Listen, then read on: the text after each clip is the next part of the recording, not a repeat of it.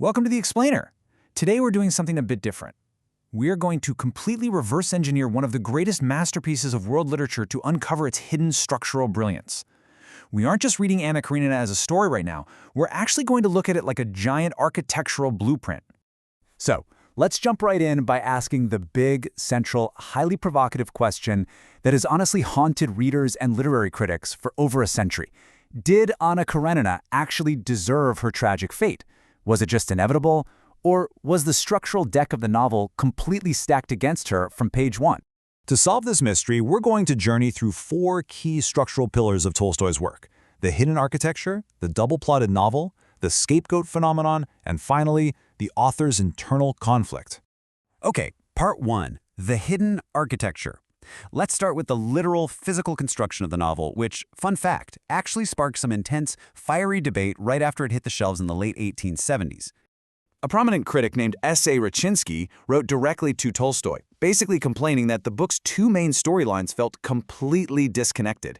He argued that, yeah, sure, the themes were beautifully developed, but there was absolutely zero architectural linkage between Anna's dramatic city romance and Levin's quiet rural life. It's really fascinating to dig into the historical receipts here. In a letter from January 1878, Vronsky bluntly tells Tolstoy that he totally missed the opportunity to bring wholeness to the finale. Basically, he was demanding a neat, traditional ending that tied all the plots together with a nice little bow. But Tolstoy? Well, he wasn't having it. He fired back with this incredible defense, famously comparing his novel to a grand, carefully constructed vault. He essentially said, "I am entirely proud of the architecture, specifically because the keystone that brings all the arches together is practically invisible." Now, the really brilliant part of Tolstoy's clapback is his revelation that these links aren't in the plot at all. They exist in a hidden, what he called inner linkage. He tells Vronsky, look, if you're searching for obvious connections in the plot or character acquaintances, you simply won't find them. The connections are deeply thematic. He was basically challenging his readers to look closer, to dig deeper to find that structural keystone. Which brings us perfectly to part two, the double-plotted novel. This is where we start to really see how this hidden architecture builds into these stark, dialectical contrasts within the book. When we put our two main characters side by side, we can see a deeply intentional contrast between Anna's tragic downfall and Levin's path to happiness. Structurally speaking, Tolstoy is creating two distinct categories of people here. You've got those like Anna, who serve their own desires and break the rules, and then those like Levin, who keep to the rules and ultimately find paradise. But we have to ask, is it entirely her fault? Philosopher Bernard Williams hit the nail on the head when he argued that Anna suffers from terrible, intrinsic moral luck. Think about it. Because of her upbringing, her incredibly shallow ethical education, and the strict, suffocating societal rules governing women at the time, she was dealt a truly terrible structural hand when it came to trying to find true love. And right here is where the blueprint gets super messy, and honestly, wildly unfair. Take other characters, like her brother, Vronsky. He breaks the exact same rules as Anna, right? But he faces zero consequences, literally none. He completely drains the family wealth, he commits adultery freely and openly, yet he somehow just skips through the entire novel largely guiltless and is treated totally benignly by both the high society characters and by Tolstoy's narrative itself. It's crazy. This glaring, massive double standard brings us right into part three, the scapegoat phenomenon. Why is Anna relentlessly targeted for such severe punishment when others just get a total free pass? Okay, so the crucial point to grasp here is René Girard's theory, which distinguishes between a society that is cruel and an author who is cruel. Girard separates scapegoating in a text, where the novel actively criticizes the society for persecuting a victim, from scapegoating by a text, where the novel's own underlying structure actively persecutes the character. And as academic analysis by Catherine Brown beautifully reveals, Anna is actually a scapegoat of both. The high society of Petersburg punishes her on behalf of all adulterers to keep up appearances.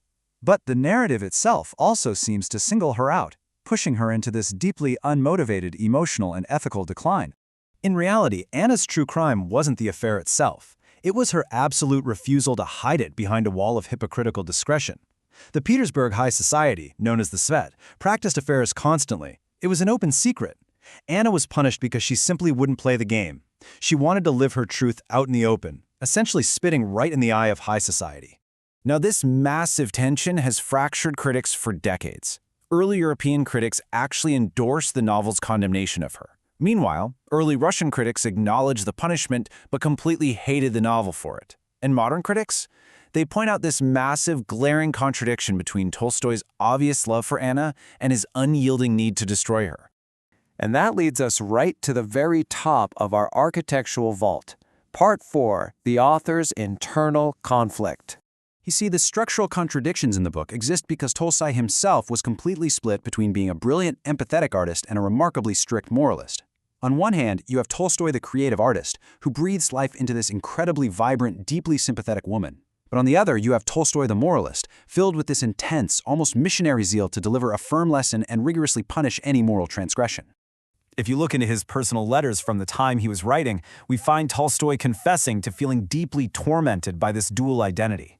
He complained of this heavy obligation set upon him by a higher power that brought him absolutely no joy, effectively splitting his brain into a strict, didactic moralist and a freewheeling creative genius. Which brings us to this frankly shocking confession he made to his friend Vronsky in 1875. In the end, his earlier impulse to punish female adultery ultimately won the battle.